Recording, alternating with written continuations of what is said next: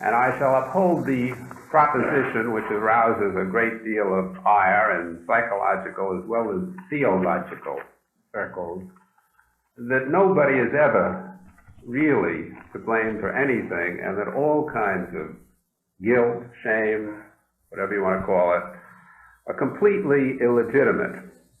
As I said, when I speak about this at theological and psychological meetings, I usually raise the temperature of the participants because they immediately try to point out that if people weren't ashamed and guilty, why would they ever change their behavior, assuming that they're doing the wrong thing? And I insist that it's exactly their shame and their guilt in most instances which prevents them from changing their behavior. And then we battle around and find after an hour or two of talking, what I usually know at the beginning, that we weren't quite talking about the same thing.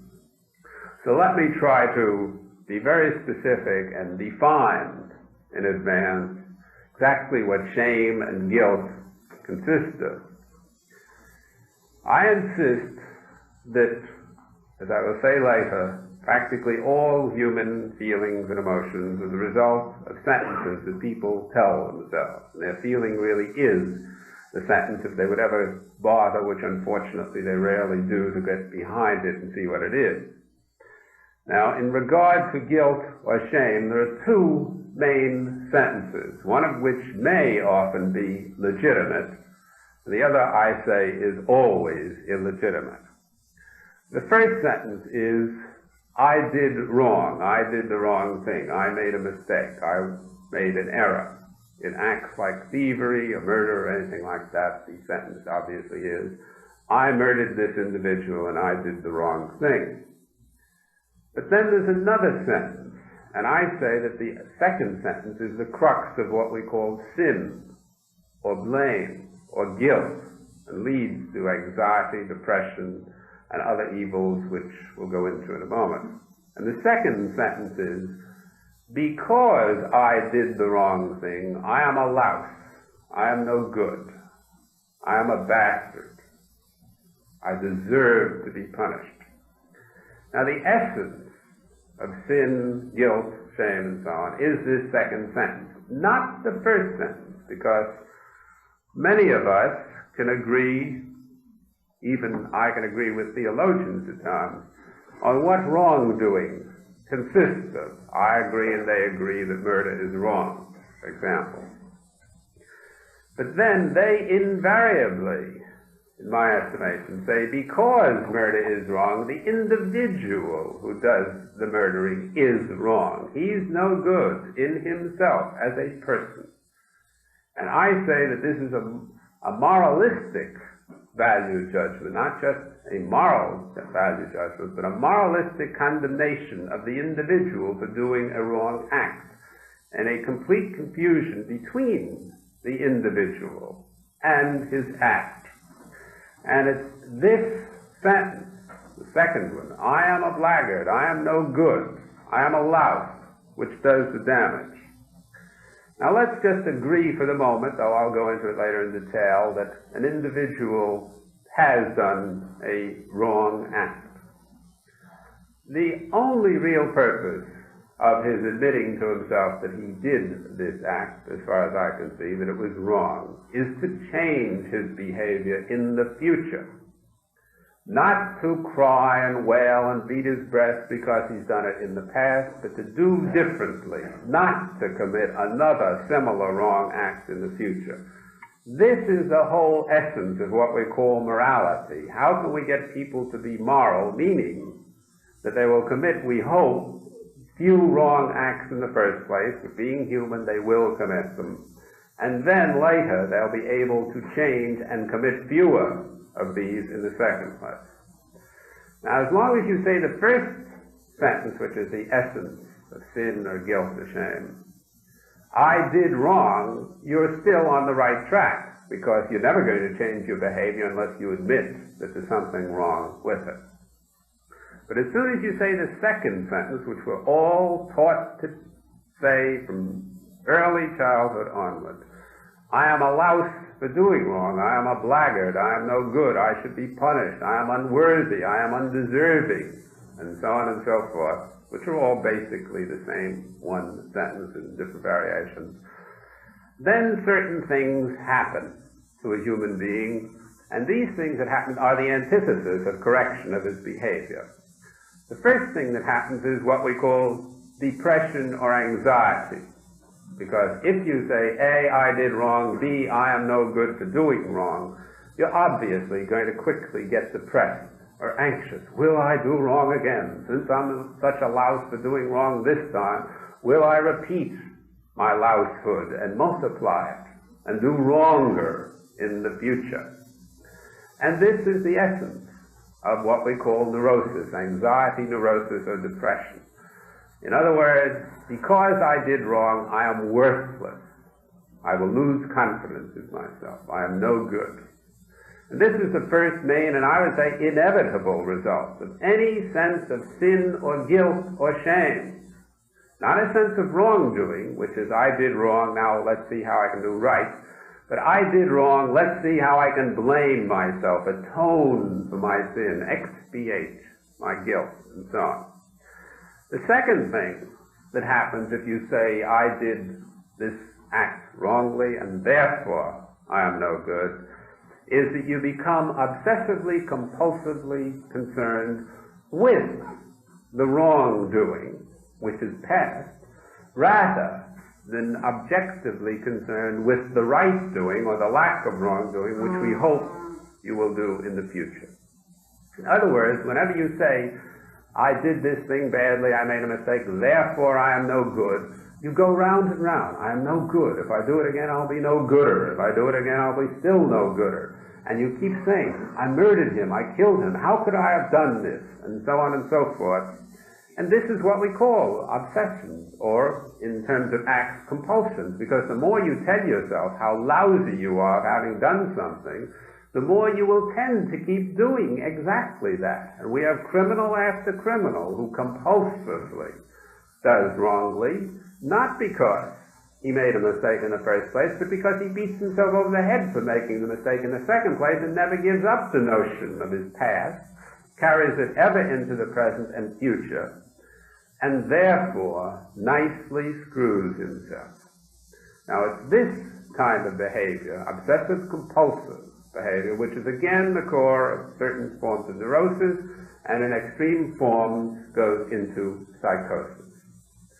Now the third thing that happens if you say, I did wrong, therefore I am no good, is that you're going to see pretty quickly what horrible results you get from this no-goodness which you attribute to yourself, the results of neurosis, obsessive-compulsiveness, and so on, which we just talked about. And then you're going to tend to deny that you did wrongly. You get what Freud called repression, that you won't face the fact that, yes, I murdered this guy, or I stole, or I lied, because if you ever did admit the fact, you'd have to say what a louse you are, and you know that's going to bring dreadful results, because it always has, and therefore you get an incentive not to do it, not to admit that you've really even done the wrong act. Or a fourth thing that can happen is, in a sense, even worse. You're so afraid of saying, I did this, so what, I made a mistake, because you're saying, I did this, so I'm a louse, I'm no good, I better go kill myself, that you say, no, I didn't even do the act in the first place. I never stole, I never killed. Not only did I do it and it wasn't wrong or something, along that line, but I didn't do it. You deny the act. In other words, either you deny doing the act, or you say, yes, I did the act, and this is a good act to do, or you give rationalizations to doing it. And this delusion, on the one hand, that you didn't do the act, is very close to psychosis. And the point that you did this wrong act, but it wasn't really wrong, is what we call psychopathy. We have many individuals who are so-called psychopaths, antisocial characters, who say, yes, I committed this series of crimes, but society was against me, or I couldn't help myself, or they give other excuses and rationalizations. They're so-called psychopaths.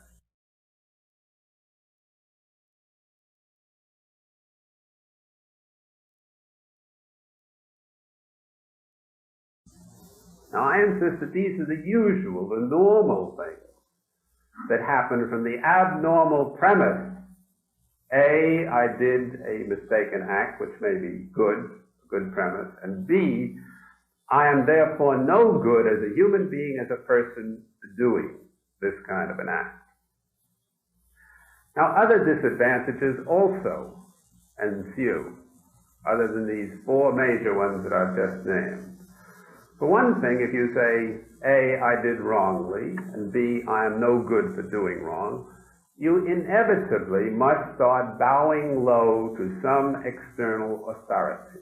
Because if you're no good for doing wrongly, then you need some state, some judge, some God, or some other external authority to pat you on the head and say, yes, my boy, you did wrongly, but if you'll only bow low to me and go through these nice little rituals of our religion or our group, we will excuse this wrong.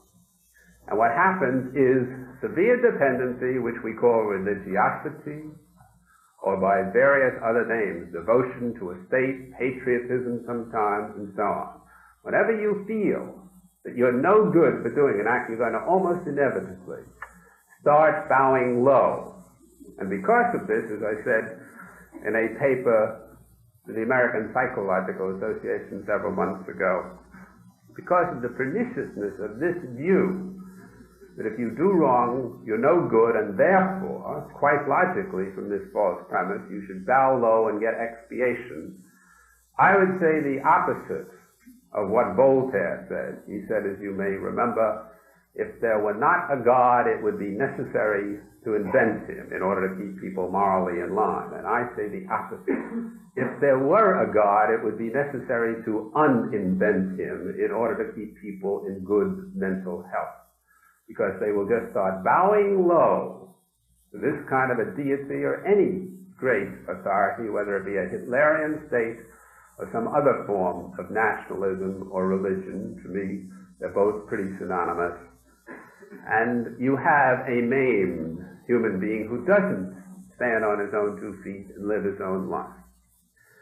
Then if you have this attitude again of wrongdoing leading to self-blame, self-excoriation, you go in for self-sacrifice and other forms of dependency. You sacrifice yourself for others, what I call Florence Nightingaleism, which is one of the greatest sicknesses of our age. You don't do things because you really want to do it, but somebody won't love you, somebody again won't expiate your sins and drag you out of your state of lousehood unless you bow down to them. So you go and sacrifice the one life you only have, as far as we know, for other human beings who presumably, by their acceptance, are going to expiate your guilt, sin, self-blame. Then again, if you start focusing, as I said somewhat before, on your past delinquencies, I did wrong, how could I have done this, oh my God, isn't this awful, what a louse I am, you're going to be unable, on purely psychological grounds, to do the one thing that you have to do to get over this, and that is, I did wrongly, therefore, how do I look objectively at what I did and not do it again? This requires a very objective, sane focus. And as long as you're blaming yourself, you can't do two things at once. You'll never get to that focus. You'll always be saying and looking at the past, and you won't ever change. It's almost impossible, and this is why virtually nobody rehabilitates himself in prison and so on, if we succeed in really making him feel that he has done wrong and he is no good for so doing. And finally, I'll just mention another extreme disadvantage of this notion of sin, guilt, self-blame, which it really all is. And that is that once you start blaming yourself, you become so anxious that you will do the thing again and have to blame yourself some more, then do it again and have to blame yourself still more, that you literally can't think straight. Because you're now overwhelmed with anxiety. And in this super anxious state, you have practically zero chance of ever saying, now look, why did I do this wrongly? What can I do next time not to commit the same error? And so forth. And because of this lack of thinking straight, you'll just never get anywhere. Now these are some, briefly, of the major difficulties and insanities of the basic premise, A, this was a wrong act, and therefore, B, I am a wrong human being, a louse, a no goodnik for doing it. Now we come to sexual immorality, so-called, how this ties up. I insist, as I said at the beginning of this talk, that nobody should ever blame himself for anything. He should, by all means, forthrightly say, yes, I did wrong, if he did, and then try calmly to go about changing. Now, in the sexual area, we have at least two major problems, because, first of all, what is wrong? Most of us will accept that stealing and murder and outright lying are not the best acts in the world, because if you do these things, you help create the kind of a society which you would not want to live in. And the interest of your own self-interest is rather silly and self-defeating in the last analysis to do these kind of behaviors. But what about sex activities? Which of these are wrong? Are sexual deviations, such as homosexuality, really immoral, or premarital sex relations or adultery? Well, in first determining this, I think we have to have another vector added to the usual concept of immorality, because unfortunately, for historical reasons, which are largely theological, I'd say, the concept of immorality has been, for many centuries now, anti-sociality. In other words, anybody who does anything which the group doesn't like or which seems to be inimical to the group is considered immoral. The prototype of this is the Judeo-Christian philosophy of the early Jews, who were a small tribe in Israel and had to protect themselves, and went largely for procreation in order to get more soldiers to fight off the enemies, in order to keep procreating themselves against the inroads of disease, warlike tribes around them, and so on. And their morality was based on the notion, largely, that we bow down to our own social group, our family group in particular, but also the social group, and to God, presumably, who supports our great tribal group here. And that in so doing, in bowing down, this is what we mean by morality. Now, I say that this is not a completely invalid concept, because we all live in social groups, and immorality in one sense of the word means not doing needless, direct, gratuitous harm to other human beings. Because I said before, this would finally evolve in our own harming ourselves and creating the kind of a society in which we would not want to live. But it has another vector which has got lost in the shuffle, it seems to me. That is, added to anti-sociality, we should really have anti-selfhood. In other words, I posit the proposition that it's just as immoral to defeat one's own ends, to be against oneself, as it is to be against the group. And it's quite possible to be pro-group and anti-self. In fact, in our Judeo-Christian culture, I think that's exactly what we treat, what we make the average person be. To some degree, pro-group, presumably a conformist who goes along with the group, and very definitely sacrificial, Florence Nightingale-ish, as I said before, against himself or herself. And any realistic concept of morality, it seems to me, of wrongdoing, quite aside from punishment and blame and so on, will have to take into account the self.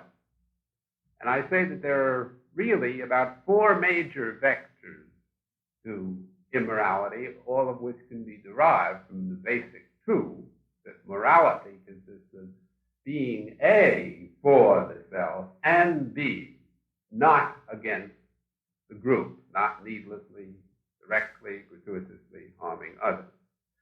The first of these vectors we could call the pro-self, pro-social vector.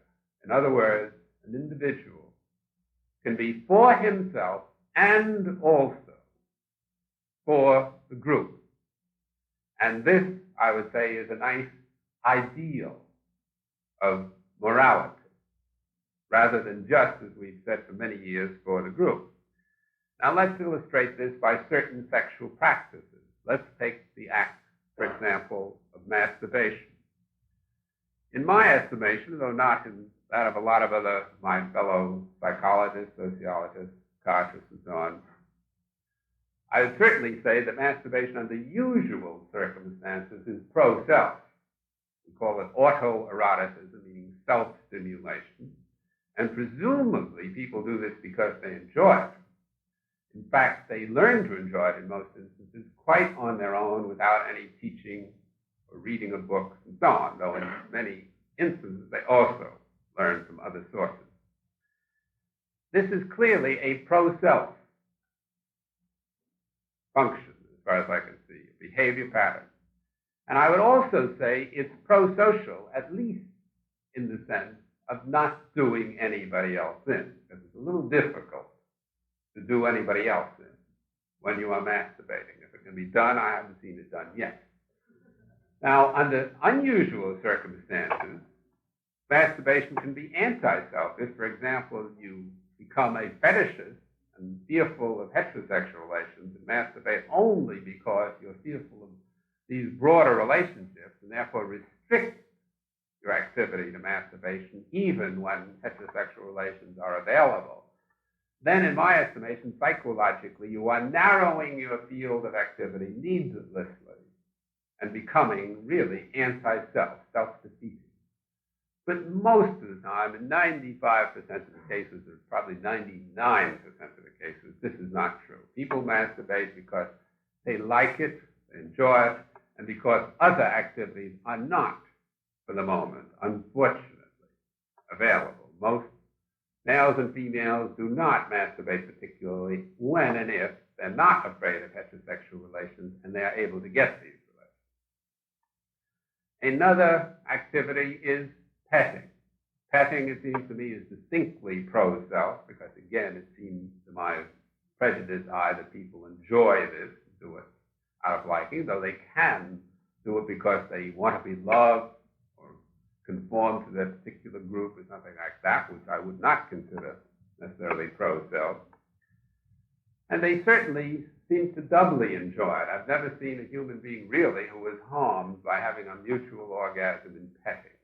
You not only please yourself, you please the partner.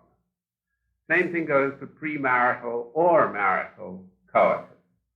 These are acts which we enjoy normally when we participate in them. And if we are nice and polite and accord the other individual an orgasm thereby, the other individual enjoys them. Under most circumstances, again, 95 to 98%, these are pro-self and pro-social, and I definitely would not consider them immoral.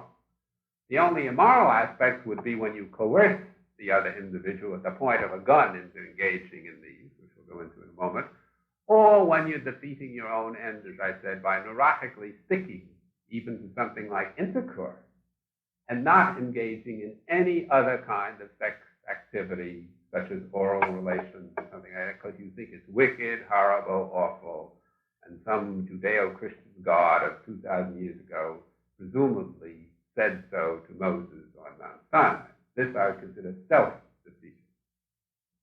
Now let's take an act which may be pro-self but anti-social. And here we have sex acts. Presumably we're largely talking tonight about sex. I'll keep my illustrations in the sexual area so you can see they apply to other areas.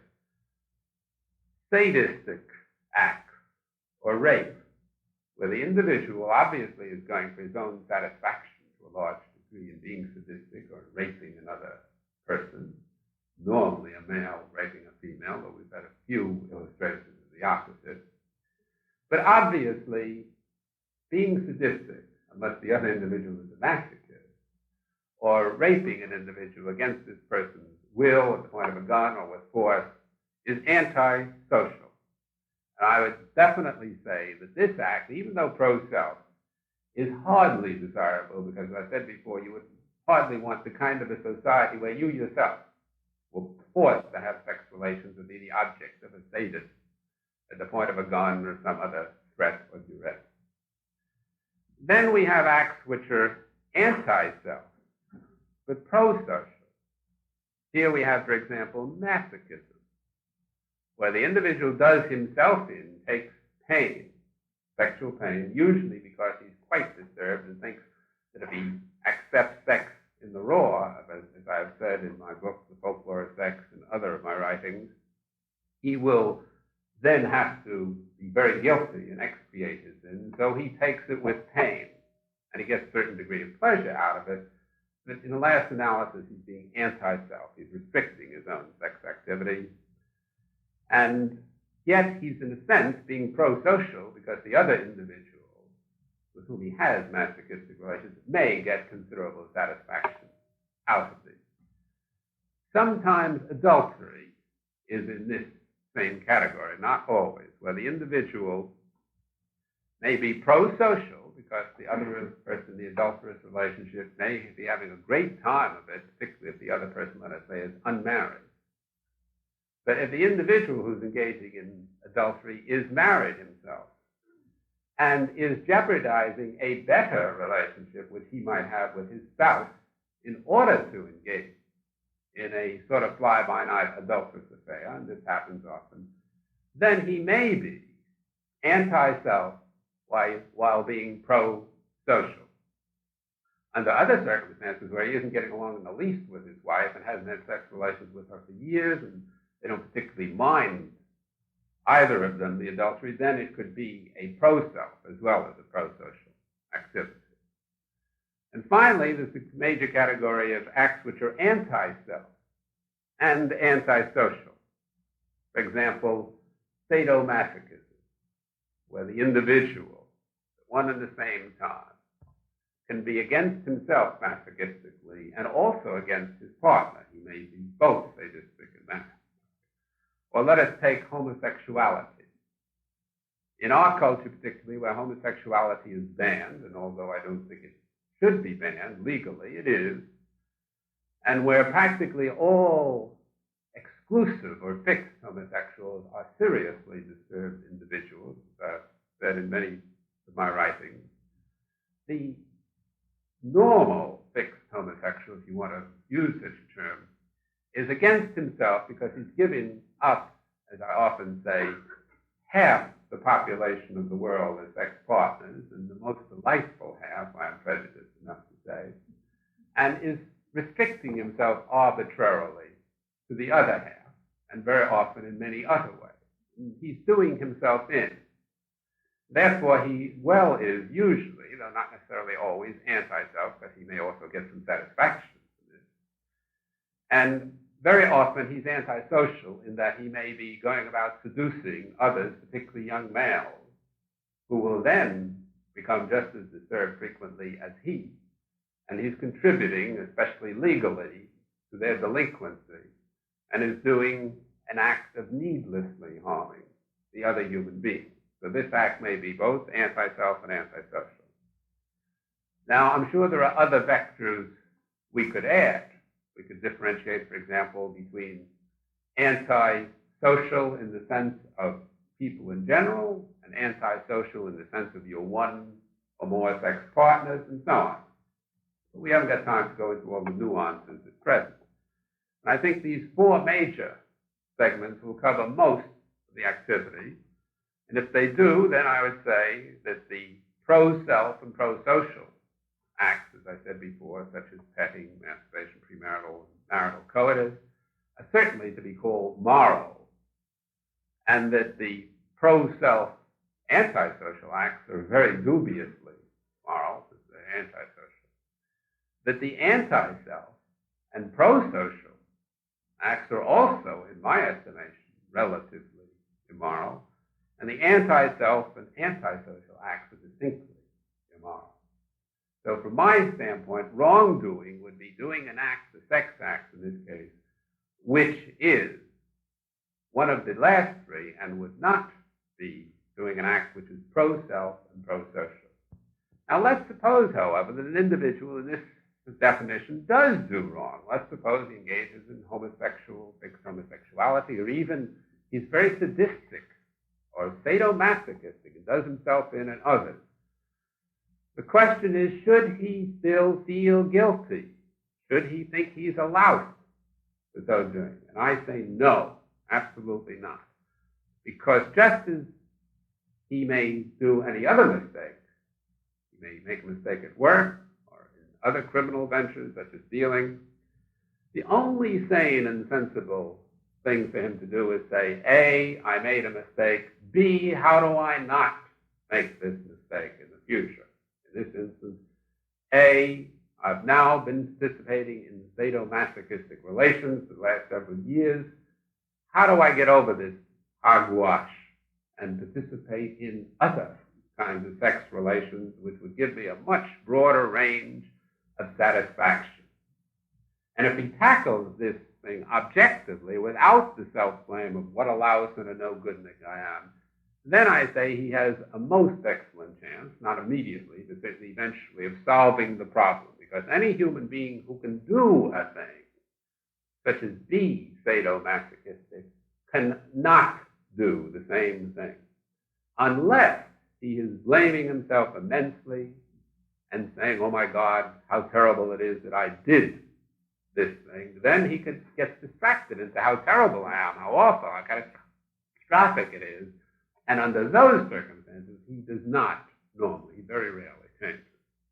So even when an individual does a sex act, which virtually all of us, from the arch conservatives and the Catholics to the irreligionists such as myself, would consider to be antisocial and anti-self, then he still should never feel guilty, feel upset, feel blame, or anything like that. He should say, yes, I did this. What am I going to do next time?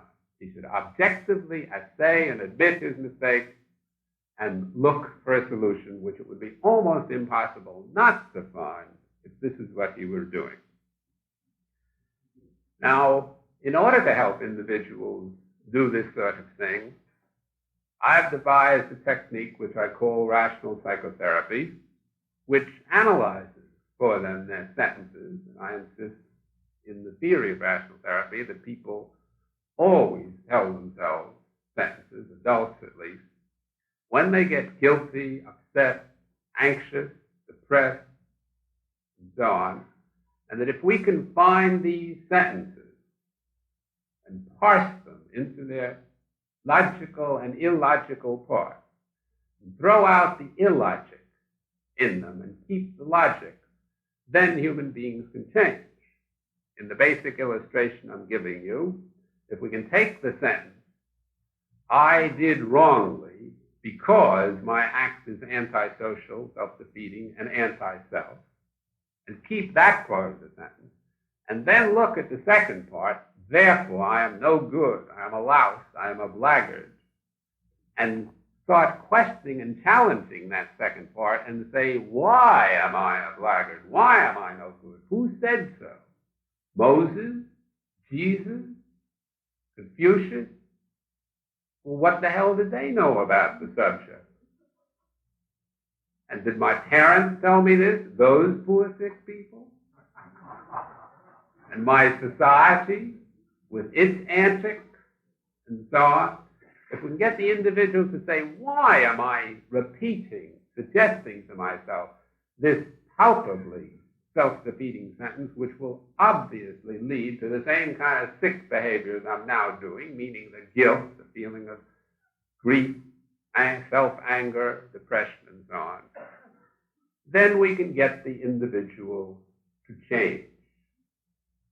But if he goes on not looking at the sentences, leaving them in what the Freudians call his unconscious, but what I would rather refer to his unawareness, because he just doesn't look at these sentences and talks himself into believing that he has feelings without the sentences, which he doesn't really have, then he never really tries to solve the problem, and it becomes pretty obvious that he's getting nowhere. Then he starts blaming himself more for getting nowhere, for being a hopeless neurotic. And he ends up not only in the psychotherapist's office, but very frequently not in the psychotherapist's office, and goes round and round and round in a vicious circle. So in the technique of rational psychotherapy, we try to show the person exactly what he is telling himself in simple, declarative, or exclamatory sentences, which are always there, how to parse, analyze, challenge, defeat these self-defeating sentences, and therefore to change. In order to show you more specifically exactly what is done in some instances, I'm now going to quote a few pages from my favorite author, myself.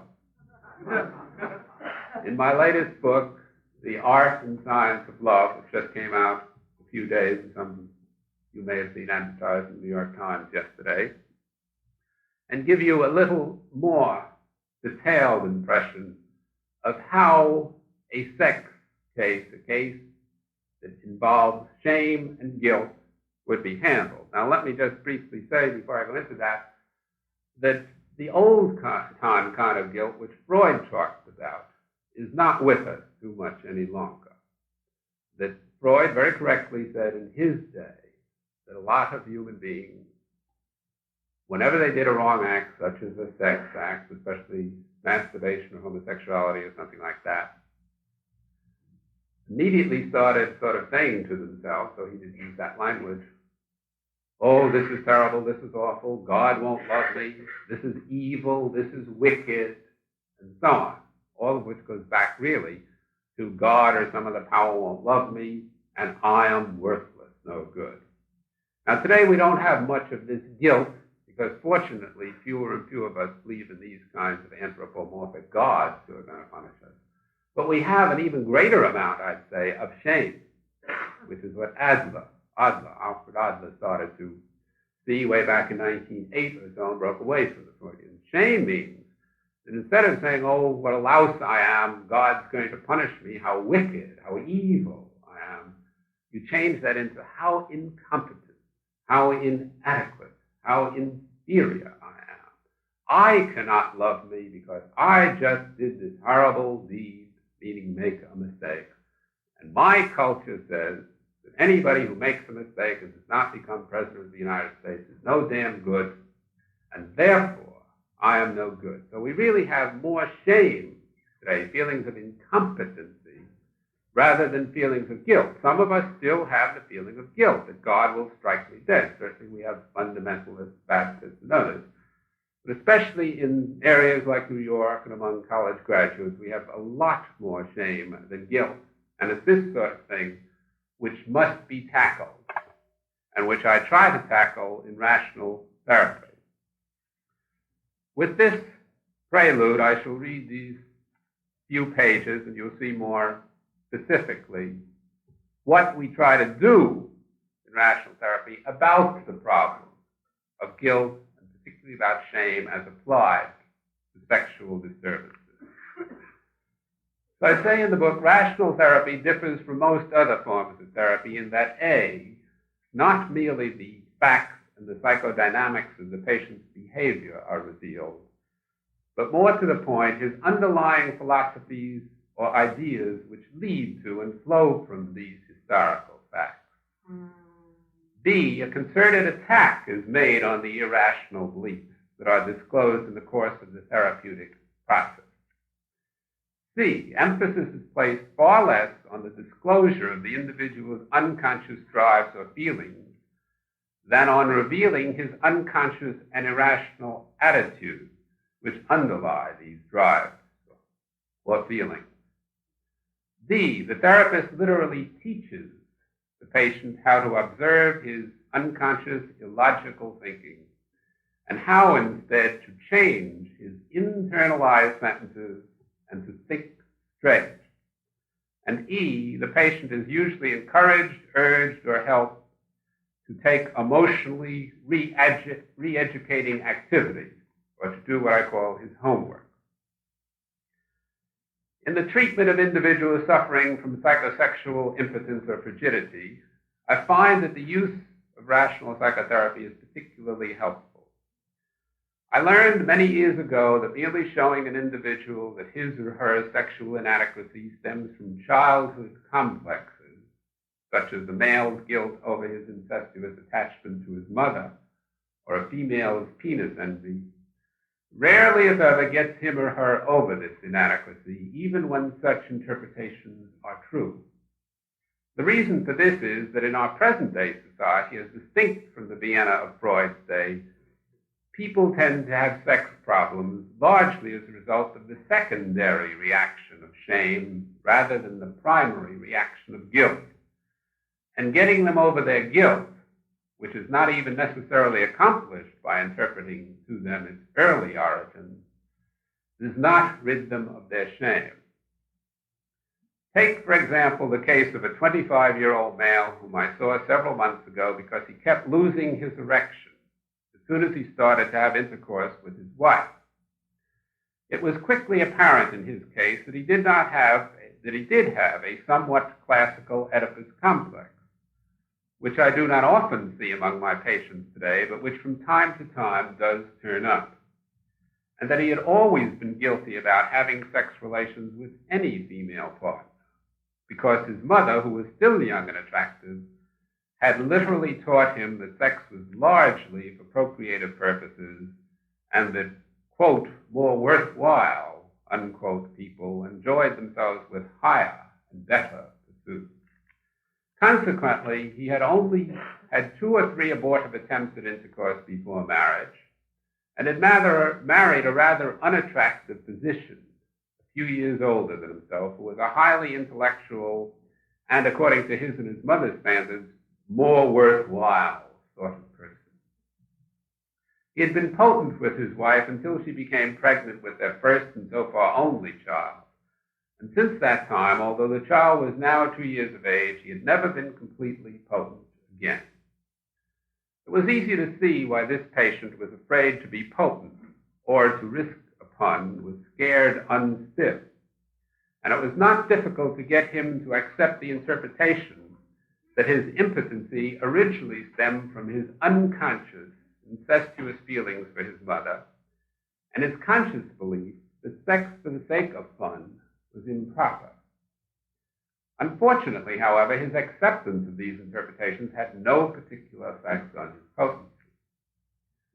The patient was then shown that while his primary disturbance may well have been connected with his relations with his mother and his anti-sexual beliefs thus engendered, his secondary and for the moment more important disturbance was connected with his feelings of shame, of incompetency, of failure.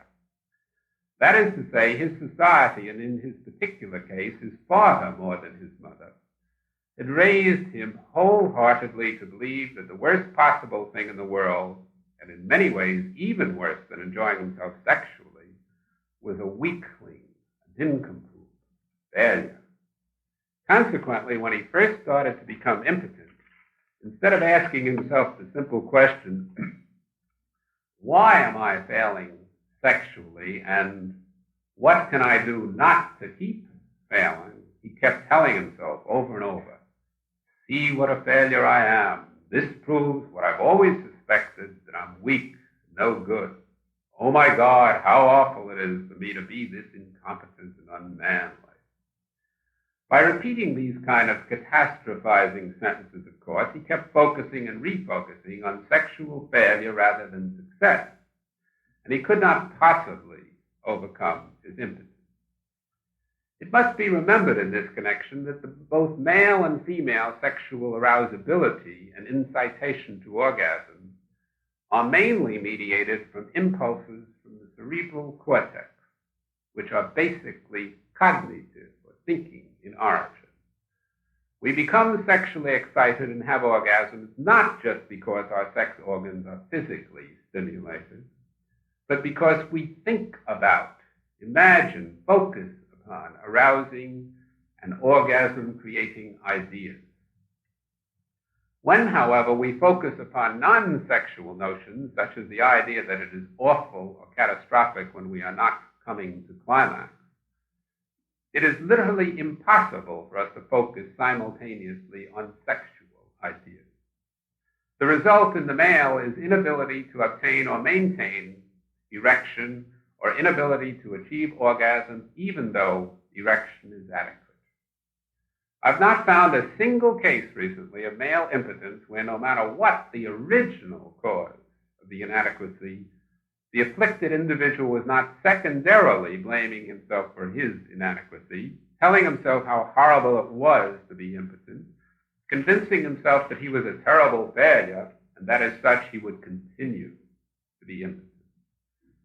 So with this patient, he kept, once his first symptoms arose, ceaselessly watching himself, expecting himself to be impotent, worrying about his weakness, and continually giving himself a difficult, though unfortunately not a hard, time.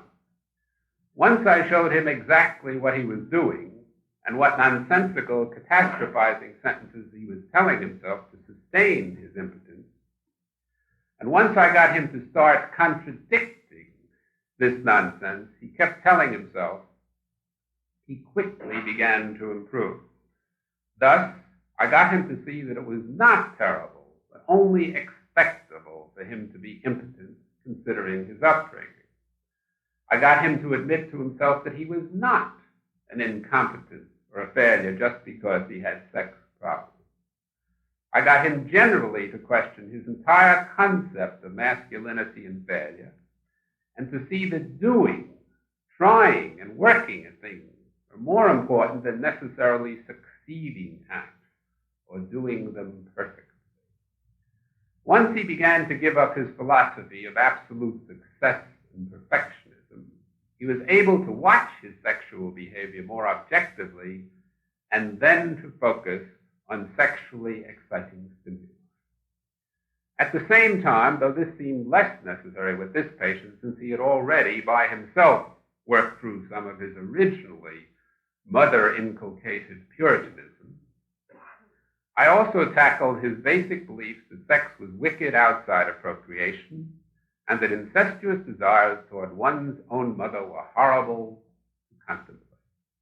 On two levels, then, by attacking A, his original anti-sexual philosophy that first led him to become impotent, and B, his secondary philosophy of success and perfectionism that led him to retain, sustain, and aggravate his original symptoms of impotence, I directed this patient to more rational modes of thinking about himself and his sexuality. Whereas, when I used to do psychoanalysis, I mainly would have concentrated on the first of these points, I now, with the use of rational therapy, mainly concentrate on the second point. And I found that this kind of focusing to be much more effective. Almost invariably, with very few exceptions, I find this to be true in psychosexual impotence and frigidity. I shall briefly cite a case of frigidity in the female, which also was resolved by application of rational therapeutic approach. The patient was a 34-year-old wife and mother who had never had an orgasm with her husband or in any of the several extramarital affairs she had recently carried on, largely because she wanted to try to overcome her frigidity. It was easy to ascertain that she considered her own mother to be a whore, since she had frequently caught her with lovers when the patient was a child, and was determined not to enjoy sex in the same kind of manner in which her mother obviously had enjoyed it. But giving the patient insight into this origin of her frigidity served not a bit to enable her to overcome it. What proved to be much more effective was showing the patient that she not only hated her mother, but more importantly, hated herself, because A, she came from such a supposedly bad family, B, thought that she was wicked for being hostile to her mother, C, had always refused to buckle down to difficult responsibilities in life, such as taking care of her children and her household, and D, had always been convinced that she was hopelessly stupid. When this patient was shown that her entire philosophy of life, or basic set of assumptions concerning her thinking, her self-worthless, when she was induced and persuaded to question and challenge and tackle that silly and irrational set of assumptions, she started for the first time in her life to enjoy herself in many ways, including sexual participation. She had to be trained, as most of my impotent and frigid patients do, to focus adequately on sexually arousing stimuli when having sex relations. But it was not difficult to get her to do this kind of focusing once she accepted the basic assumption that she was worthwhile and that she did have a right as a human being to enjoy herself. Let me say in conclusion that although I see many people every year who specifically come to me for psychosexual problems, I rarely see one who has what I would call a real sex problem. Invariably, my patients have general disturbances which stem from their poor, illogical, and self-defeating general philosophies of life. Their sex symptoms almost always are derivatives of these idiotic general philosophies. And when their basic philosophies, philosophic assumptions of which they are unconscious in the sense of not knowing how important they are to their lives, are forthrightly brought to their attention, ruthlessly pilloried and analyzed to show how ridiculous they are, and consistently attacked, discouraged, rooted up, their sex problems do not automatically vanish, but are at least susceptible to specific, re-educating instruction. To the usual psychotherapeutic techniques of exploration, ventilation, excavation, and interpretation, the rational therapist adds the more direct techniques of confrontation, confutation, de-indoctrination, and re-education. He thereby frankly faces and resolutely tackles the deepest seated and most recalcitrant patterns of sexual and general disturbance. In this excerpt from my book, The Art and Science of Love, you see some of the aspects of tackling the problem of guilt and shame, because it's not enough to analyze, to show people in groups or individually that they have a certain set of assumptions, philosophic biases. One must forthright, steadily, completely attack, just as the patient is unfortunately over and over telling himself the same nonsense that he has told himself for many years after picking it up originally from his parents, his cultures, his reading matter, and so on. Well, I'm sure that a lot of you would have at me at this point, so I will stop here and give anybody who has questions, challenges, discussions, an ample opportunity to say what he or she has to say. Thank you.